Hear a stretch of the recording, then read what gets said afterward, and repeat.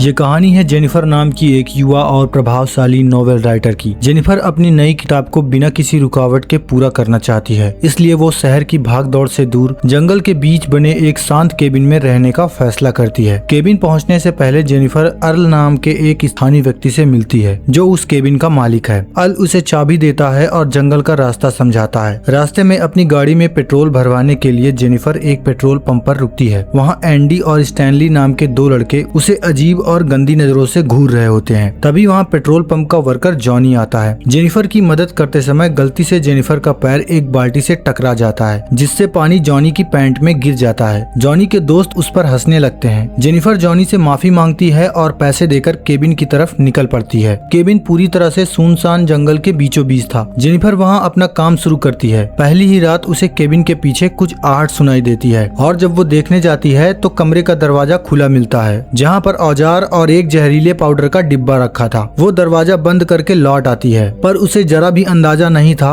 कि कोई लगातार खिड़की के बाहर से उस पर नजर रख रहा है। अगली सुबह जब जेनिफर जॉगिंग करके लौटती है तो उसके केबिन का नल खराब हो जाता है। वो प्लम्बर को फोन करती है और मैथ्यू नाम का एक सीधा साधा लड़का पाइप ठीक करने के लिए आता है। काम पूरा होने पर जेनिफर खुश होकर शुक्रिया के तौर पर मैथ्यू के गाल पर किस कर देती है। मैथ्यू अपने दोस्त जॉनी, एंडी और स्टैनली के साथ फिशिंग पर जाता है और उन्हें इस बारे में बताता है कि जंगल में रहने आई एक लड़की ने उसे किस किया है। यह सुनकर जॉनी को भी बात हजम नहीं होती। तभी स्टैनली अपने कैमरे में रिकॉर्ड हुई जेनिफर की वो वीडियो दिखाता है जिसे उसने कल रात में शूट किया था। वीडियो देखकर जॉनी की नीयत खराब हो जाती है और वो अपने दोस्तों से कहता है कि आज रात हम उस लड़की का शिकार करेंगे। रात को जेनिफर के दरवाजे पर एक मरी हुई चिड़िया फेंक दी जाती है। घबराई हुई जेनिफर जब अपने लैपटॉप के पास जाती है तो उसमें उन्हीं लड़कों की तस्वीर देखकर उसके होश उड़ जाते हैं। तभी जॉनी, एंडी और स्टैनली कमरे में घुसकर उसे घेर लेते हैं। जेनिफर उनसे कहती है कि मेरा बॉयफ्रेंड आता ही होगा, तुम लोग यहाँ से चले जाओ। लेकिन जॉनी सब जानता है। वो जेनिफर को डराने धमकाने लगता है और एक गन निकालकर जेनिफर के मुंह में रखकर उसे टॉर्चर करता है। जेनिफर हिम्मत दिखाकर स्टैनली की आंख में स्प्रे छिड़ककर भाग जाती है। भागते भागते सुबह हो जाती है और रास्ते में जेनिफर को दो लोग मिलते हैं, अल और दूसरा गाँव का शेरिफ। जेनिफर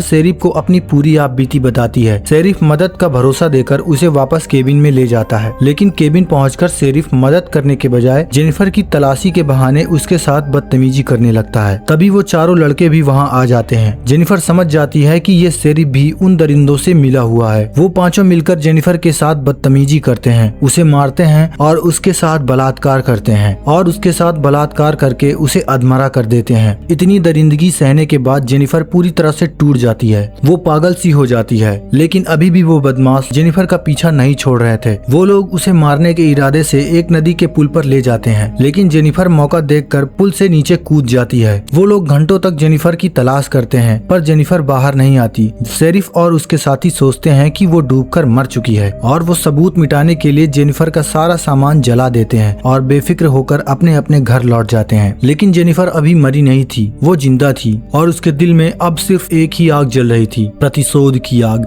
कुछ दिनों बाद एक एक करके उन दरिंदों के साथ अजीबोगरीब घटनाएं होने लगती हैं। शेरिफ को लगता है कि अल उन पर शक करता है, इसलिए वो शेरिफ को जंगल ले जाकर उसे गोली मार देते हैं। इसके बाद जेनिफर एंडी और स्टैनली को में जाल बिछाकर पकड़ लेती है। स्टैनली को टॉर्चर करती है और उसके मुंह में मछली का मांस डाल देती है और कौवे उसे नोच नोच कर खा जाते हैं। वो एंडी को बाथ टब में बांधकर पानी में वही जहरीला पाउडर मिलाकर उसकी खौफनाक मौत तय करती है। जेनिफर जॉनी को भी किडनैप कर लेती है, उसके सारे दांत एक एक करके उखाड़ देती है और एक कैंची से उसकी मर्दानगी काटकर उसी के मुंह में ठूंस देती है, जिससे जॉनी की तड़प तड़प कर मौत हो जाती है। अब बारी थी उस भ्रष्ट शेरिफ की। जेनिफर शेरिफ की बेटी की स्कूल में नकली टीचर बन के जाती है और शेरिफ को फोन करके बताती है कि उसकी बेटी उसके पास है। इतना सुनते ही शेरिफ घबरा कर अपनी बेटी को ढूंढने निकल पड़ता है। तभी जेनिफर उस पर पीछे से हमला करके उसे बेहोश कर देती है और जब शेरिफ की आंख खुलती है तो वो खुद को बंधा हुआ पाता है और उसके पिछवाड़े में एक शॉर्ट गन घुसी होती है। शेरिफ जेनिफर से गिड़गिड़ाता है और अपनी जान की भीख मांगता है,